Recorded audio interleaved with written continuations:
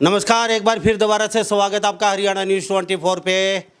और हम मौजूद हैं जींद विधानसभा क्षेत्र जींद जिले में और गांव अहिरका में मौजूद हैं।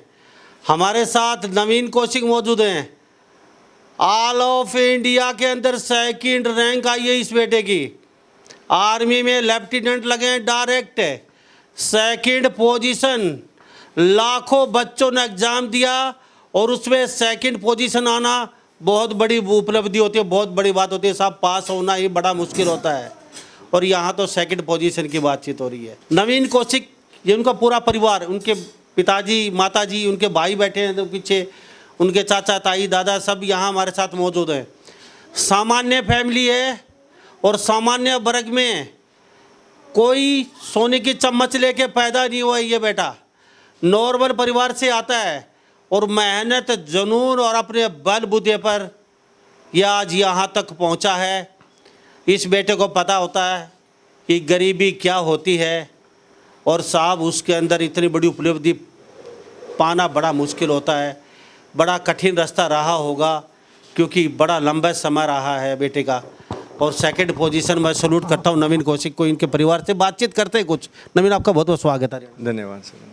क्या कहेंगे नवीन, अभी आप सेकंड पोजीशन आई है ऑल ऑफ इंडिया में, कैसा लग रहा है? क्या काफ़ी अच्छा फील हो रहा है। मतलब इतना नहीं सोचा था कि सेकंड रैंक आ जाएगा पूरे इंडिया में। जब मेरा एग्ज़ाम क्लियर हुआ तो उसके बाद ये तो था कि मार्क्स अच्छे बन रहे थे, तो उसके बाद फिर इंटरव्यू की प्रोसेस होती है, उसमें भी मेरा रिकमेंड हो गया था मैं।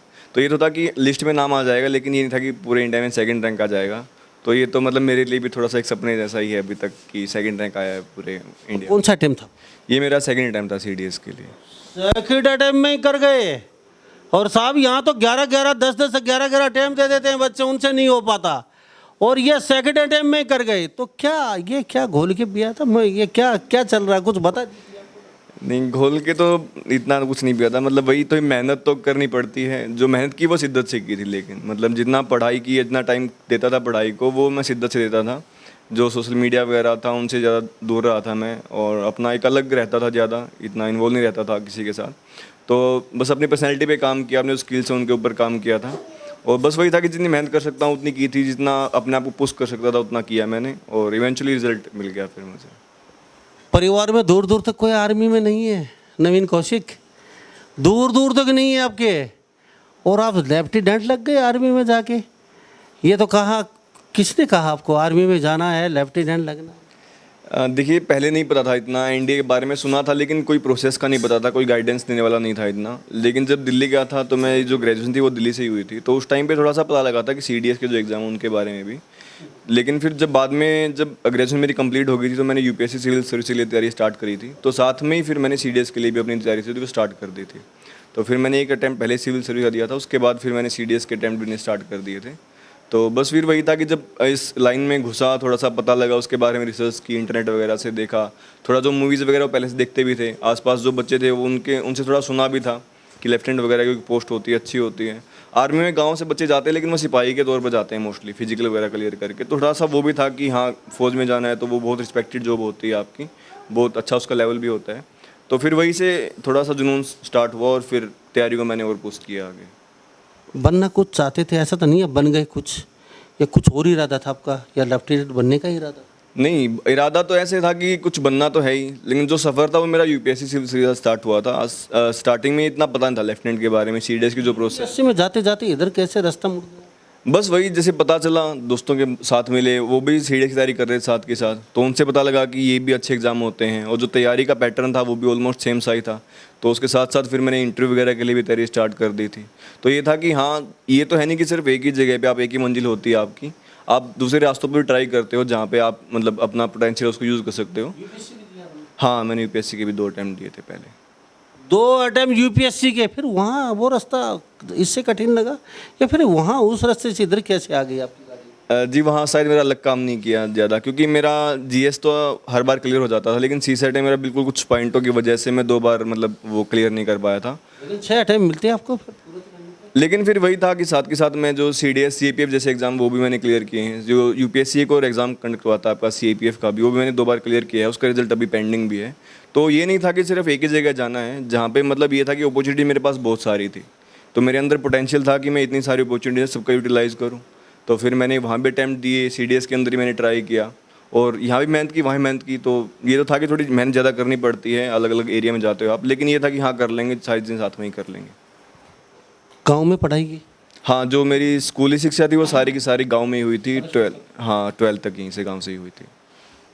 12वीं कक्षा तक गांव में पढ़े हैं इरका में, कहीं बाहर नहीं गए? किसी स्कूल में डोनेशन लाखों रुपए दे के वहाँ शिक्षा ग्रहण नहीं की, नॉर्मल स्कूल में पढ़े हैं ये। और साहब महंगे जूते, महंगे टाई, महंगे पैंट कोट वो नहीं मांगे इस बच्चे ने। AC बसें और AC कमरा नहीं मांगा कभी इसने। पढ़ाई की है साहब, और आराम नहीं किया। आराम करना तो होटल में जाइए, मैं अक्सर कहता हूँ। और साहब आराम के लिए पढ़ाई में मेहनत करनी पड़ती है, खून पसीना बहाना पड़ता है, दिमाग चलाना पड़ता है। लेकिन आप माँ बाप को अक्सर तंग करते रहते हो, मुझे कोट दे दीजिए, टाई दे दीजिए, 500 रुपया खर्चा दे दीजिए जेब का, उसके बाद पढ़ाई करेंगे। फिर कहेंगे आपने हमारे लिए क्या क्या कर दिया। साहब इसे बच्चे से भी पूछ लीजिए, कभी माँ बाप को भी तंग नहीं? 500 रुपये 200 रुपये रोज़ जेब खर्चा दे दीजिए, मुझे तो 5000 के जूते चाहिए, मुझे तो 5000 का कोट चाहिए, उसके बाद स्कूल में जाऊँगा। नहीं, इन चीज़ों के लिए कभी नहीं किया। स्कूल में तो फटे जूते पहन के जाते थे, तो उसमें कभी ऐसा नहीं था कि हाँ कभी कभी फील होता था कि नहीं है वो चीज़ें, लेकिन समझ थी इतनी कि घर की स्थिति इतनी भी वो नहीं है कि इतने महंगे कुछ पहन सकें। तो ज़रूरत से ज़्यादा मैंने कभी मांगा भी नहीं घर वालों से, क्योंकि मुझे पता था कि शायद इतना ज़्यादा अफोर्ड नहीं कर पाएंगे घर वाले। तो जितना हो सका मैंने खुद से मैनेज किया अपना, जितना हो सका कम से कम खर्चे मैंने बाहर भी सर्वाइव किया, जितना कम हो सकता था मिनिमम में मैं रहा हूँ बाहर भी। जेब खर्चा नहीं मांगते थे? 500 रुपये रोज़ दे दीजिए, फिर स्कूल में उड़ाएंगे, खाएंगे पिएंगे? जी नहीं, ऐसा नहीं मांगते थे। जो ज़रूरत के लिए होता था कि खाने पीने के लिए चाहिए होता है, उसके लिए तो मिलता ही था घर वालों से। कभी ना भी नहीं की घर वालों ने, लेकिन ज़रूरत से ज़्यादा मैंने कभी मांगा भी नहीं घर वालों से।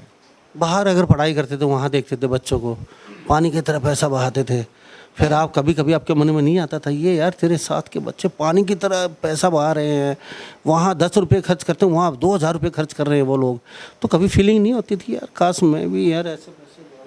नहीं, ऐसा नहीं होता था फीलिंग। उनके माँ बाप अच्छे थे, उनके पास था वो रिसोर्सेज, तो वो यूज़ कर रहे थे उनका, तो वो उनकी थिंकिंग है। लेकिन मेरी ऐसी नहीं थी। मैं अपना जो था मेरे पास मैं उसी में खुश था कि ठीक है जो है उसमें रह लेंगे अपना, इतना वो नहीं। तो हमारे साथ नवीन कौशिक खास बातचीत में मौजूद है, अहिरका गांव में मौजूद है, जींद में, और हमारे से बातचीत करें बड़ा अच्छा लगता है। मम्मी पापा से भी जानने की कोशिश करते हैं।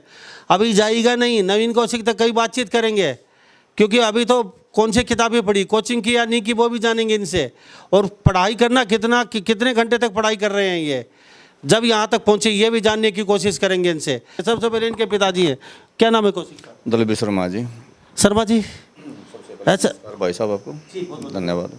शर्मा जी, सोने की चम्मच लेके तो बेटा पैदा हुआ नहीं है भाई। लोग कोई डॉक्टर, कोई इंजीनियर, कोई साइंटिस्ट, कोई बड़े बड़े नेताओं के बेटे होते हैं। ये तो नॉर्मल परिवार है, अभी दिख रहा है प्यारा सा छोटा सा का नॉर्मल परिवार है। कभी सोचा था बेटा इतना बड़ा कुछ करने वाला है या कर रहा है, कभी ऐसा लगा था? ऐसा है सर जी, सोचा नहीं था, लेकिन इसकी थिंकिंग बच्चे की सोच थी। बच्चे की सोच शुरू से थी कि मैं कुछ बनूंगा। जैसे इसने मेरे को बात शुरू में बताया था, मैट्रिक में बता दिया था, या +2 के बाद तो फाइनली बता दिया था कि पापा UPSC की तैयारी करनी है और इसके लिए मैंने एडमिशन DU में लेना है। अगर आपने क्या कहा फिर? मैंने आपको बोले भाई अगर खर्चा आप दे सको तो मैं DU में एडमिशन लेऊंगा। तो आपने ये नहीं देखा घर का खर्चा कैसे चलाएंगे, ड्यू का खर्चा इतना मोटा कैसे देंगे? वो मैंने देखा था एक बार, लेकिन फिर वो बच्चा भी देखना था। बच्चे में काबिलियत थी, मुझे महसूस हुआ कि बच्चे में काबिलियत, हाँ वो कैसे हुआ। मैंने उसको बोल दिया भाई ठीक है तो एडमिशन ले और पढ़। तो बाहर से भी लेना पड़ा? बस जो कहीं जरूरत पड़ गई तो ले लिया, वो चल गया काम साहब। कुल मिला कर चल गया, ठीक चल गया परमात्मा की दया से।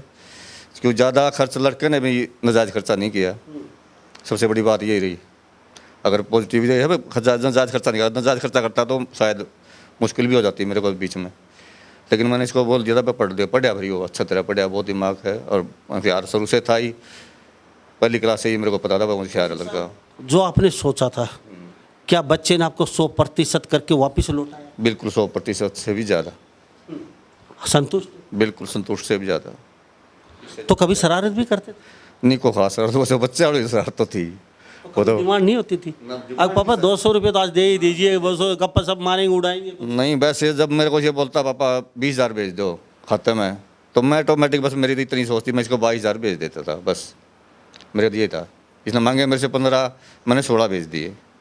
बस चलो उसमें अपना मैंने जिसे ने करना था जो करना था। ये मेरे को पता था भाई इतना ज़्यादा इसने कभी मेरे से मांगा नहीं ना, मैंने पता था मेरा बच्चा ठीक है, विश्वास था मेरे को, भरोसा भी था। तो ये नवीन कौशिक हमारे साथ, नवीन कौशिक को भली बात ही पता था अगर साहब अगर मैं यहाँ मार खा गया ना तो पूरा परिवार गली में आ जाएगा और पूरे परिवार की हालत ख़राब हो जाएगी।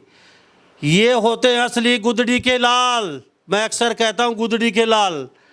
आपको मिलवाता हूँ असली गुदड़ी के लाल से, सुपरस्टार और खतरों के खिलाड़ी से मिलवाता हूँ।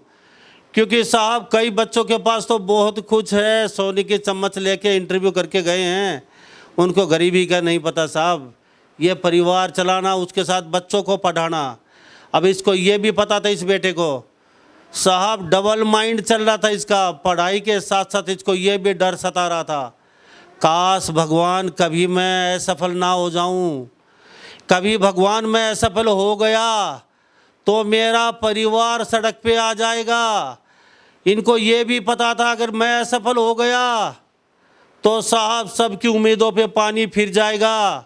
मैं इसलिए गुदड़ी के लाल हूँ आप, क्योंकि मैं आपको सलूट इसलिए करता हूँ, मेरे पास शब्द नहीं आज जैसे बच्चों के लिए।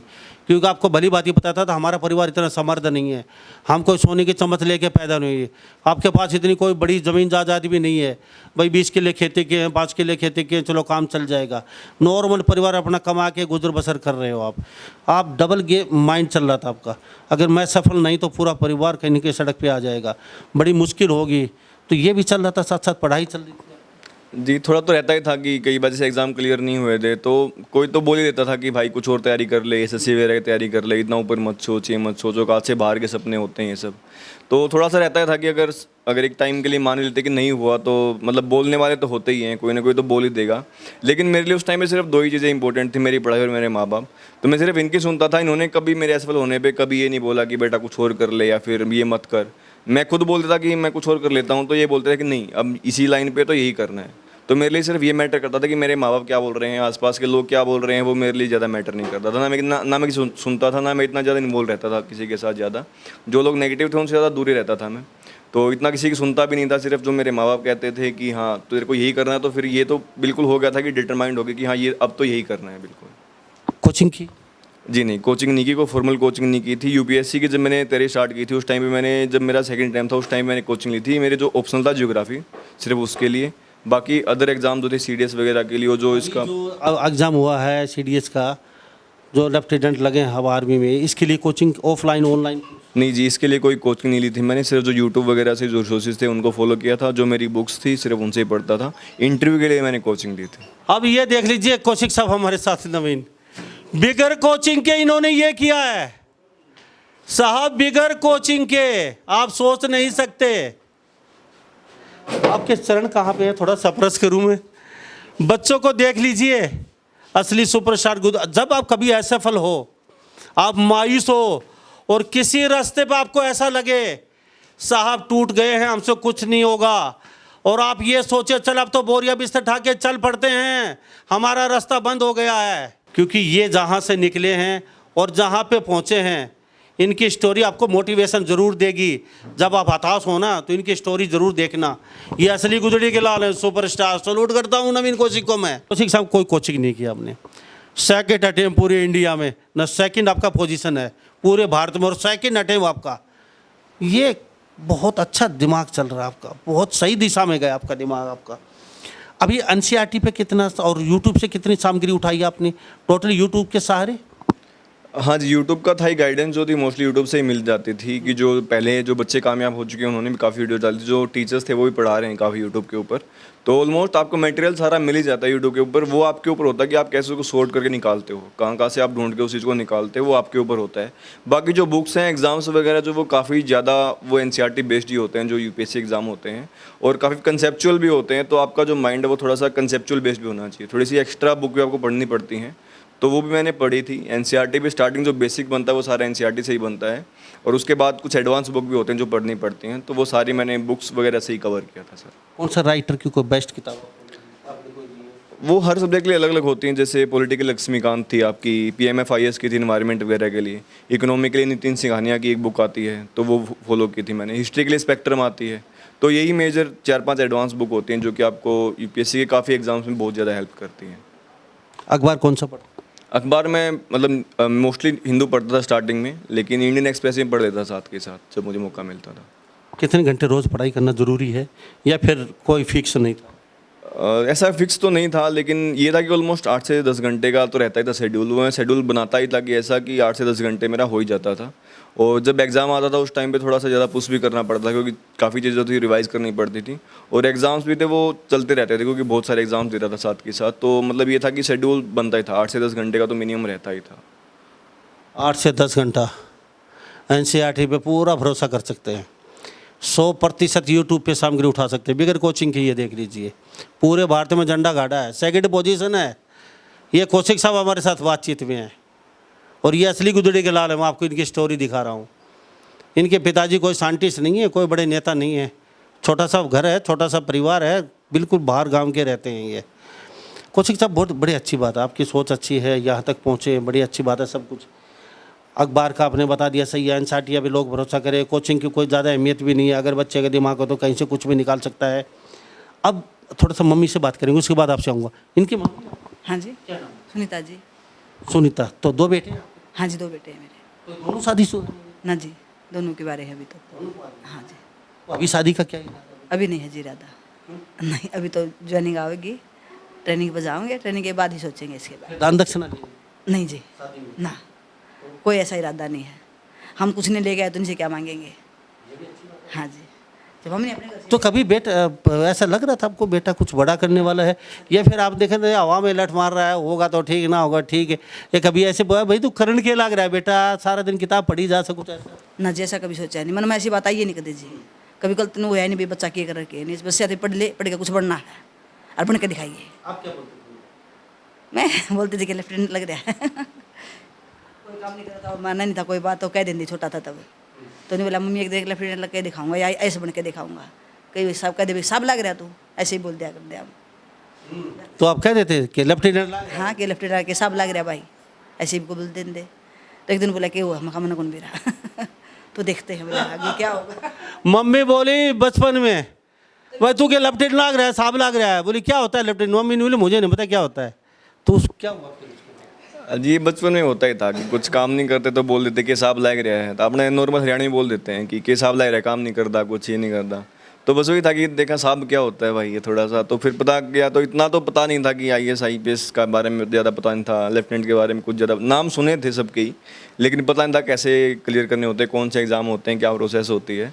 तो लेकिन ये था कि थोड़ा था दिमाग में कि हाँ करेंगे, आगे यही करेंगे, कुछ साहब बन के दिखाएंगे फिर थोड़ा सा। साहब बन के?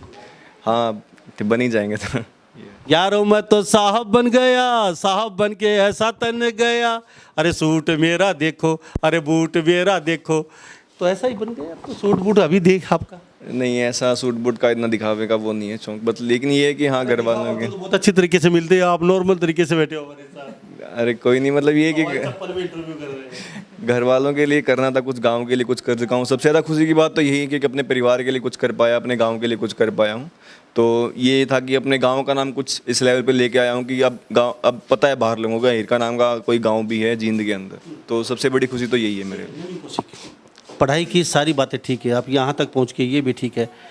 पढ़ाई के साथ साथ फिजिकल क्या करते थे? जैसे आप ज़्यादा डिस्टर्ब हो जाते थे तो उसमें कोई गेम वेम करते थे, या फिर टीवी देखते थे, या फिर घर वालों से बातचीत करते थे माइंड फ्रेश करे थोड़ा सा, या कोई फिर फिजिकल करते? देखिए जी बचपन सारा गांव से ही निकला है। स्कूल में भी बहुत गेम्स खेलते। 3rd क्लास से मैंने कबड्डी खेलना स्टार्ट किया था, तो उसके बाद से कबड्डी खो खो बहुत सारे गेम्स खेले हैं। तो कॉलेज के टाइम पे मैं कॉलेज की कबड्डी टीम में भी था। उसके बाद भी अभी जैसे हम हर रोज़ शाम को वॉलीबॉल खेलने जाते हैं ग्राउंड पे, तो ये था कि गेम्स तो कभी नहीं छोड़े थे। वर्कआउट करना, रनिंग वगैरह करना, ये कभी नहीं छोड़ा था। तो ये तो नॉर्मल रहता था कि ये तो शेड्यूल में होता ही था कि वॉक पे जाना है, रनिंग पे जाना है, कुछ एक्सरसाइज वगैरह करनी है। तो ये तो रहता ही था कि जो, क्योंकि अगर फिजिकल आप फिट होते हो तभी आप मेंटली अच्छे से प्रोडक्टिवली काम कर पाते हो। और जैसे आप डिफेंस फोर्स की तैयारी कर रहे हो तो उस टाइम पे तो आपके लिए बहुत ज़्यादा मैंडेटरी हो जाता है कि आप अपनी बॉडी को भी फिट रखिए। तो उस हिसाब से भी मुझे ये चीज़ करनी पड़ती थी। तो ये तो मैं रहता ही था कि फिजिकली अपने आप को फिट रखना है, तो रहता ही था। बाकी मोबाइल वगैरह का, टीवी वगैरह ज़्यादा शौक था नहीं। और मोबाइल तो मैं सोशल मीडिया वगैरह से दूर रहता था, और मोबाइल का प्रोडक्टिव यूज़ करता था। जैसे मूवीज़ वगैरह कोई देखता था, वेब सीरीज़ कोई देखता था, तो मैं हॉलीवुड ज़्यादा देखता था, क्योंकि उससे जो कम्युनिकेशन स्किल्स थे वो काफ़ी बिल्ड हुए मेरे। जो मैंने इंग्लिश वगैरह सीखी है सारी उनसे ही सीखी थी, क्योंकि जब यहाँ से बाहर गए थे दिल्ली के अंदर तो हिंदी भी ढंग से नहीं बोल पाते थे, क्योंकि सारी जो यहाँ पे हरियाणवी बोलती गाँव के अंदर। तो वहाँ जाके इंग्लिश बोलना, इंग्लिश सीखना, समझना, वो सब चीज़ें बहुत चैलेंजिंग थी। तो मैंने मूवीज़ का, वेब सीरीज़ का सहारा लिया काफ़ी। सबटाइटल का यूज़ करके देखता था, फिर खुद प्रैक्टिस करता था, न्यूज़पेपर वगैरह पढ़ता था, तो उससे फिर कम्युनिकेशन जो था मैंने बिल्ड किया, इंग्लिश बोलनी सीखी, समझनी सीखी। तो अब मोबाइल का यूज़ मैं ऐसे ही करता था मोस्टली। सबसे ज़्यादा कोऑपरेट किस करा है, मम्मी पापा का, जैसे आपको मोटिवेशन? मोटिवेशन सर दोनों से मिली है। जो हार्ड वर्किंग और जो डिसिप्लिन लाइफ मेरे पापा ने जी है, उससे मेरे को ज़्यादा वो मिलता था कि इतना हार्ड वर्क कोई इंसान कर सकता है, तो मेरे को भी अगर मैं कुछ कर रहा हूँ तो मेरे को भी उनसे सीखना पड़ेगा। जो मम्मी थी वो मेरी हमेशा फेथ, इतनी भक्ति वाली हैं, इतना मतलब भगवान के अंदर उनका फेथ रहता है।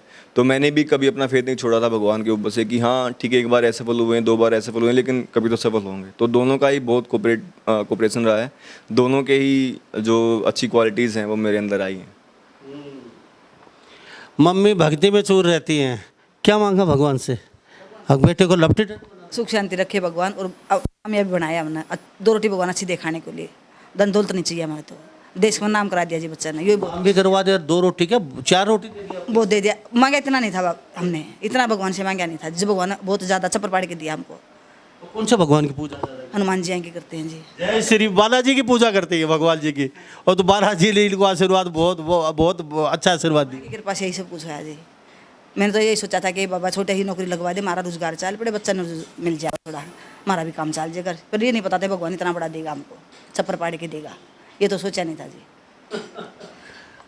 अभी यार प्यारे रिश्तेदारों का फ़ोन तो पहले आता होगा, छोरा बड़ा हो गया, शादी कर ले, कब करेगी, ये के पढ़ावस है, बढ़ रहे हो से? ये बात सोची नहीं है जी अभी तक ना, ऐसा हाँ ऐसे कोई बात कह दे कई बार, तो अभी तो हमने सोचा नहीं कि भाई बच्चा का कामयाब हो जाए जब भी देखांगे। तो ताने वाने मार देते थे, छोरा शादी क्यों करें? ना ना ऐसा कुछ नहीं है, मेरी सोच है ही नहीं जी ऐसी। कहीं जाओ मैंने कोई परवाह नहीं किसी की। हाँ जी, मैं ऐसी बात सुन दी नहीं करा, बता नहीं किसी की। कोई कुछ कहे तो अपने मन में छोड़ के भगवान पर छोड़ देती हूँ, जो करेगा भगवान करेगा, बस परमात्मा का है। ये नवीन कौशिक के माता जी हैं, देख लीजिए, ये भक्तन हैं, भक्तन। और भगवान ने बालाजी ने इनको आशीर्वाद इतना दिया कि कल्पना से भी परे। और ये इनके पिताजी हैं, बड़े कठिन परिश्रम, नॉर्मल परिवार, नॉर्मल घर। ये तस्वीर देख लीजिए, छोटे से परिवार के साथ बातचीत करें, बड़ा अच्छा लग रहा है, बड़ा दिल को सुकून मिलता है। इस तरीके के बच्चे कहीं के बुलंदियों को छूते हैं और सब इतिहास रचते हैं। तो इन्होंने इतिहास रचा है। इस मेरे पास तो शब्द नहीं है साहब। गुदड़ी के लाल, सुपरस्टार, खतरों के खिलाड़ी, फिल्मों में देखे होंगे, असली हीरो तो ये हैं साहब, जो इतनी कठिन तपस्या, इतनी कठिन डगर को, दरिया को, आग को पार करके ये किस तरीके से क्या क्या झेल के और इतने वर्षों तक। कभी नवीन आपने ये नहीं सोचा कभी मैं असफल होऊंगा तो दूसरा ऑप्शन मेरे पास क्या है? ऐसा कोई अल्टरनेट तैयार था इसके अलावा? देखिए काफ़ी सारे एग्ज़ाम्स दिए थे, जैसे अभी मैं बता रहा था आपको, CDS के अलावा CAPF जैसे एग्ज़ाम भी दिए थे, वो भी मैंने क्लियर किए थे। तो ये तो था कि बैकअप तो था, ऑप्शंस 2-3 एग्ज़ाम वो तो आपको रखने ही पड़ते हैं, क्योंकि आप कंप्लीटली एक चीज़ के ऊपर रिलाई नहीं कर पाते, क्योंकि वहाँ पे अगर आपका नहीं बनता तो आपके पास दूसरा ऑप्शन ज़रूर होना चाहिए। लेकिन ये था कि हाँ मतलब मेहनत कर रखी है, इतना तो भरोसा था अपनी मेहनत के ऊपर कि कामयाब तो हो जाएंगे। तो सबसे पहले किसको पता चला आपको रिजल्ट आया? तो मम्मी पापा या आपको पता? सबसे पहले तो मुझे लगा था कि मेरे एक दोस्त का मैसेज आया था मेरे पास, मैं तो ऐसे ही फ़ोन में देख रहा था, तो उसका मैसेज आया कि हेलो भाई, ऑल इंडिया रैंक 2 आया है तेरा। आपने सबसे पहले किसको बताया, मम्मी या पापा? सबसे पहले पापा को बताया मैंने। पापा बाहर ऐसे दुकान है हमारी, तो वहाँ पे बैठे हुए थे, तो मैं नहीं मैं खुद ही गया, नंगे पैर गया था, बल्कि मेरे पास मतलब चप्पल वगैरह मिल नहीं रही थी। पर वहाँ इशारे से बुलाया या नहीं सारे से नहीं, पापा बैठे थे बाहर, एक और आदमी थे गाँव के, वो बैठे थे उनके पास, तो मैंने वही पापा के पास बिल्कुल जाके कि 2nd रैंक आया पूरे इंडिया में। तो बस ऐसे ही बताया। फिर पापा तो बस आंखों में आंसू थे, कुछ आवाज़ निकल नहीं रही थी उनकी, तो बस यही था। हाँ जी, फिर मम्मी को। तो आपने कैसे चिल्ला के एकदम आपका रैंक आया तो क्या खुशी में कैसे क्या रिएक्शन किया? नहीं पहले तो मैं अकेला था ऊपर, तो मैं कूद रहा था ऊपर कमरे में। तो फिर उसके बाद चप्पल वप्पल ढूंढ रहा था उस टाइम पे भी, फिर चप्पल मिली नहीं, तो सोचा कि छोड़ चप्पल वप्पल हो के, तो मैं बाहर भागता हुआ गया, फिर पापा को बताया ऐसे ही। तो आंखों में आंसू खुशी के। ये पिताजी हैं, और पिताजी के आंसू क्यों है? सब कुछ इस बेटे के पीछे लगा दिया, और साहब अब खोने के लिए इनके पास कुछ नहीं बचा था। माँ को बालाजी का आशीर्वाद प्राप्त हुआ, बालाजी की भक्ति में पूरा परिवार लगा रहा, सब कुछ दाव पे लगा दिया इनके पास, भक्तों के पास अब कुछ नहीं बचा। इनको पिताजी को पता था अब बेटे के लिए सब कुछ हम तत्पर रहे, अब नहीं तो फिर मुश्किल हो जाएगी। तो बेटा आपके पास भागा भागा? हाँ बिल्कुल गया जी, भागा। मैं तो बैठा दुकान पे, और एक पड़ोसी और बैठा था वहाँ पे, तो जिन्होंने बोला भाई बस समझ तो गया था मैं, जैसे दोनों भाई कूदे मुझे समझ तो गया था, रिजल्ट आ गया। तो बस ये नहीं पता, मतलब पापा जी ने बोला नहीं, जैसे पापा ऑल इंडिया 2nd रैंक, मैं कुछ नहीं बोला, बस इसको थप्पी लगा दी, 5 बार लगा, मैं चलेगा वापस मत जाओ। तो उसके जाने के बाद जैसे पड़ोसी बैठा था उसको बोलिया मैंने, मैं ये पता लगा क्या क्या गया था, मैं कप्तान नाम था, कप्तान बोलिया भाई साहब क्या गया है, बोले क्या क्या गया शर्मा जी, मैं ये बोल गया you second India all India second rank बोल गया। उस टाइम तो मैं अपने अंदर ले गया सब कुछ। ये वापस मम्मी के पास ढूंढने चले गए, मम्मी घूमने जा रही थी शाम को, इसी टाइम से की बात है। तो वो तो उसने मैंने बोला कि तो ऑल इंडिया सेकंड रैंक बोल गया, ये तो मैं कुछ असंभव हो गया। तो कुछ भाई ये तो लगभग फाइनल था कि बच्चा चलो सेलेक्ट हो जाएगा। हाँ, ये नहीं था। मैंने उसको यही बोला पड़ोसी को, मैं कप्तान ये तो ऑल इंडिया सेकंड रैंक बोल गया, ये कैसे हो गया। उसने मेरे को जाफी में भरया, शांत करया, मेरे को मड़ा थोड़ा बस भरया मन एकदम से, मतलब माता मैदा से ज़्यादा ही खुशी होगी, बहुत ज़्यादा खुशी। और अब तक खुशी वही प्रकार चल रही है, ऐसे ही चल रही है। अभी दिल्ली गए थे अकेडमी, जहाँ से इसने थोड़ी बहुत कोचिंग ली थी, जो इंटरव्यू के लिए LWS वो कोटा अकेडमी है, उन्होंने बुलाए थे, वहाँ उनको सम्मानित भी किया था, हम भी गए थे। वहाँ देखा माहौल वहाँ का बहुत बढ़िया, मतलब एजुकेटेड माहौल था सारा, चीफ जनरल कर्नल सब यहीं थे वहाँ पे। लेकिन हम थे दो, एक की माँ एक माँ उसका पापा, जो सिंपल हरियाणा से सिंपल थे, बाकी सब वो इंग्लिश में, पेरेंट्स इंग्लिश बोलते थे। पूरा वहाँ प्रोग्राम चला 3-4 घंटे लगभग 10 बजे तक, शाम के 5-6 बजे से लेकर 10 बजे तक प्रोग्राम चला। वहाँ देखा हमने, हम तो सिर्फ सिंपल आदमी थे वहाँ पे, और वो एजुकेटेड थे जो बच्चे, उनको बहुत लिखट रहे थे सब। तो पता लगा भाई एकदम वहाँ से बिल्कुल सिंपल, और परमात्मा का मेरे हमारे पास देखो हम कहाँ पहुँचाई दी, हमने पता नहीं था उस चीज़ में हम चले जाएंगे क्या। साहब, एजुकेटेड होना बड़ी बात नहीं है, और दुनिया को झुकाना यहाँ आग पैदा करनी पड़ती है। इस बेटे ने सबको दिखा दिया। आपके पास बाकी हाँ जी, नहीं ये बड़ा लड़का गया जी मेरे पास, भाग्या। अच्छा, हाँ जी, मैं क्या बोला? बोला माँ जल्दी आ जा, बोला दादा खिड़प जाऊँगा, लड्डू मंगा ले भाई का। वहाँ फिर मैंने ये तो पता था कि वो रिजल्ट आ गया, आने वाला था, ये सोच रहे थे हम 2-3 दिन से ही, बोले था कि 20 का अरे आएगा रिजल्ट। फिर मैंने महसूस हो गया, मेरा रिजल्ट आ गया। फिर ये बड़ा बच्चा बोला कि माँ ऑल इंडिया दूसरा रैंक आया भाई का, तो मुझे बहुत खुशी हुई जी। मैंने भगवान का सबसे पहले धन्यवाद किया। बालाजी के चरणों पहुँच। हाँ जी, बालाजी का मंदिर मेरे घर पे ही है। हाँ जी, अब तो छोटा है, अब बड़ा बन रहा है। तो सीधा ये हाँ, सीधे हम दोनों, इसके पापा भी मैं सीधे भगवान के पास जाकर माथा टेक के, सबसे पहले बच्चे ने भी टेका। हम भगवान को ही मानते, बालाजी को बहुत मानते हैं शुरू से ही, और बालाजी जी ने ही जीवन दान दिया इसको।